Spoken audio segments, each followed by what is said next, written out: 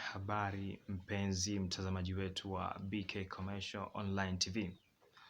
Siku ya leo bana, nataka tushauriane kuhusiana na jambo zuri sana la hasa la kimahusiano. Nataka nikupe njia tatu ambazo zinaweza kukufanya kukwepa maumivu ya mapenzi. Unajua asili kuna watu wengine ambao kwenye mapenzi huwa wanapenda kujiumiza wenyewe, lakini bila kujua kwamba chanzo chake ni nini cha kupata hayo maumivu.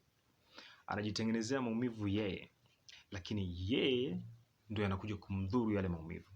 Sasa nataka nikupe njia ambayo inaweza kukusaidia wewe hayo maumivu unayotengeneza basi usiyatengeneze tena.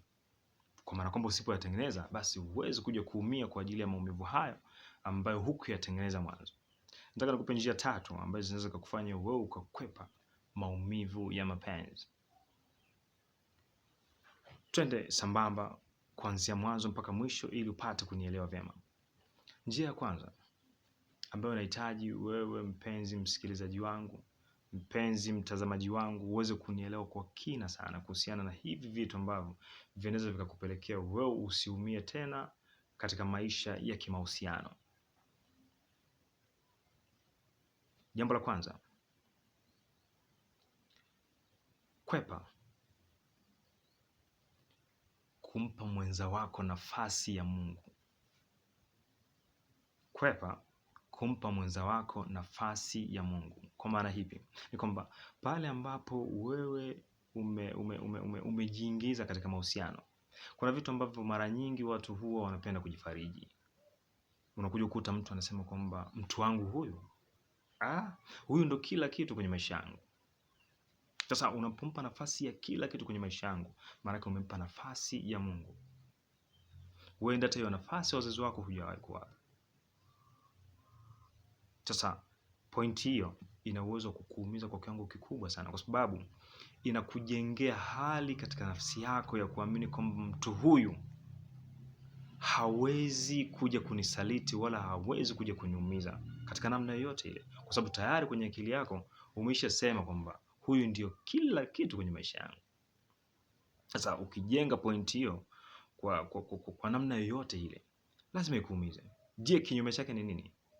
Inapofikia hatua wewe umempa nafasi mtu nafasi ya Mungu, kwa maana kwamba nafasi ya Mungu siku zote huwa hakosei. Perfect. Sasa kama Mungu hakosei na wewe umempa nafasi mwanaume wako au mwanamke wako kwamba huyu ndio kila kitu kwenye maisha yangu, hawezi kunifanyia kitu chochote kibaya.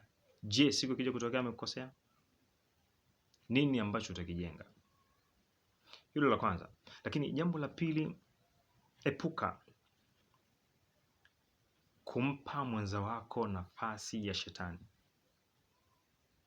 Epuka kumpa mwenza wako nafasi ya kama shetani. Kwa maana hivi ni kwamba kuna watu ambao wanaingia kwenye mahusiano, lakini huwa wanajua sana kutengeneza maono yao binafsi. Kwa mfano, sasa kaingia na mtu katika mahusiano na akasema kwamba huyu mtu ambaye anaenda kuingia naye kwenye mahusiano, hivi ni mtu sahihi kweli huyu? Kwa sababu kuna siku aidha nisho kumsikia labda ameongea na mtu akamjibu hivi vile, yani kuna namna tu fulani ambavyo labda alizionyesha dalili za mwanzo zikakukatisha wewe tamaa kuona kwamba huyu mtu anaweza akawa sio sahihi, lakini baadaye unaendelea kujifariji kwamba hebu acha tu niingie katika mahusiano haya. Mwishoni unajiingiza katika mahusiano. Sasa inakuja kutokea mwanzoni mwa mahusiano yenu anakukosea. Sasa kile ambacho tayari ulishakijenga katika nafsi yako kwamba huyu ni kama shetani, tayari unakipa uhai kile kitu. Mwenye unakipa uhai. Kwa maana gani? Hata ikitokea amekutendea jambo zuri, bado hautengenezi kama jambo zuri. Unachukulia tu kwamba huyu jamaa. Kwa hiyo kitu kinachoitwa mapenzi katika nafsi yako huwezi kuwa nacho, itakuwa ni chuki tu, ambayo chuki hile inakuwa inakuumiza wewe ndani kwa ndani, kwa sababu tunafahamu wazi kwamba mtu unapokuwa na chuki sana, ukiwa na chuki mwishoni inakutengenezea kitu kama vidonda katika moyo wako. Hilo ni jambo la pili. Lakini jambo la tatu,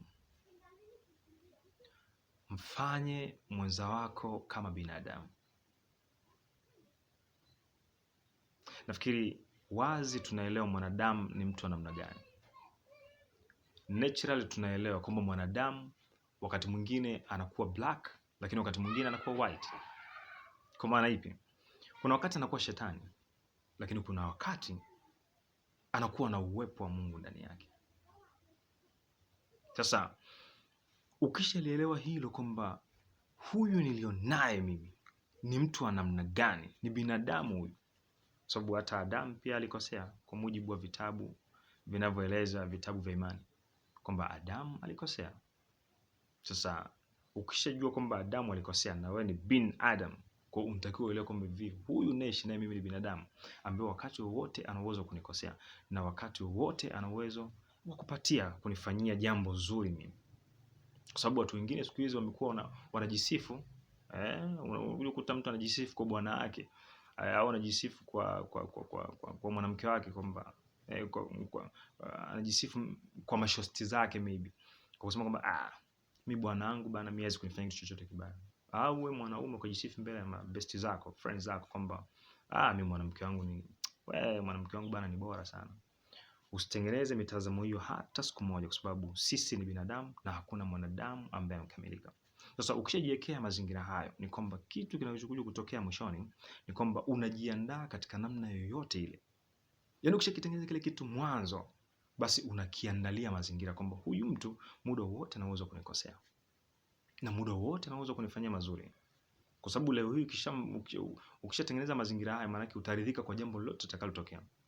Itokee tu umeshindwa kuyavumilia zaidi na zaidi, basi hatua zingine zitafuata. Sasa hizo ni hatua zingine, lakini kitu ambacho najaribu kushauri ni kuhusiana na swala hilo kwamba zingatia vitu hivi vitatu ili usitengeneze chanzo cha matatizo yako. Sababu wengine huwa wanakuwa na stress za kumfanya mpaka mtu anakuwa kama anachanganyikiwa kwa sababu ya matatizo ambayo ameyatengeneza yeye mwenyewe, baadaye anakuja kumletea athari. Ngoja nikutolee mfano mmoja. Kwa mfano, mumeo anaweza akaja nyumbani. Mumeo atakapofika nyumbani, anaweza akafika akakuta labda chombo kimekaa vibaya, akakipiga teke, kwa sababu wako wanaume wa namna hiyo. Akipiga teke ile chombo, kinachotokea anaweza akatoa neno baya, aidha mbele hata marafiki zako, mbele marafiki zake, au inawezekana tu wakati mwingine mko tu nyinyi wawili kwamba unawekaje chombo hivi vibaya hivi.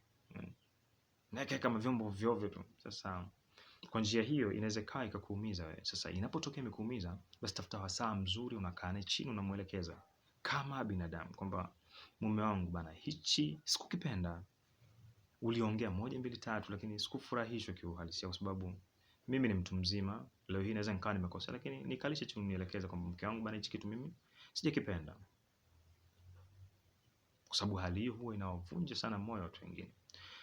Usiogope kumwambia ukweli, kwa sababu unapoogopa na ukaa kimya, basi unatengeneza hasira ndani yako, ambazo hasira zile mwisho zinakuja kuwa chuki. Kwa sababu hasira siku zote zinapokuwa maradufu hujenga chuki, hutengeneza chuki. Sasa na mfano mwingine ni kwa upande wa mwanamke. Inawezekana ametoka zake out, ametoka bila ya kumuomba ruhusa mume wake, akatoka kaondoka zake. Sasa mwanaume unakuja kukuta amefika nyumbani amemkosa mwanamke, aidha ameenda sokoni, ameenda wapi, lakini unakuja kukuta mwanaume ananyanyua simu kumpigia mwanamke wake na kumtukana tusi makubwa, mtoko unaenda wapi? Sasa pumbavu mkubwa, maneno ya ajabu kiasi kwamba yanamkatisha tamaa sana mwanamke. Lakini unapoliona jambo kama hilo, mwanaume, ni kwamba hakikisha unamsubiri mwenza wako anafika nyumbani, kisha unakaa naye chini, unamuelekeza kwamba mke wangu bana, tabia hii 1 2 3 sijapenda, ninaomba sana usirudie. Inapotokea sasa hoja hizi, matatizo haya yanajirudia mara kwa mara, aidha inaweza ikawa hata katika upande wa usaliti, mtu kakusaliti, basi unaweza ukakaa naye na ukamuelekeza kwamba hichi na hichi na hichi sijakipenda. Unapoona hivyo, aidha tabia zile zinaendelea mara kadha wa kadha, basi unaweza kuchukua hatua nyingine za msingi. Lakini hatua hizi tutakuja kuzielezea katika wakati mwingine, ambapo aidha unaona jambo ambalo unaweza kuwa unamuelekeza mwenzako kila siku, labda unamwambia hivi lakini kesho anakirudia, basi kuna namna nyingine ya kufanya kwa ajili ya kujinasua katika mahusiano hayo, au kuna namna nyingine ya kufanya kwa ajili ya kurekebisha jambo hilo. Ewe mtazamaji wangu wa BK Commercial TV, na kuomba endelea kutufuatilia tuweze kupeana madini kwa wingi. Asante.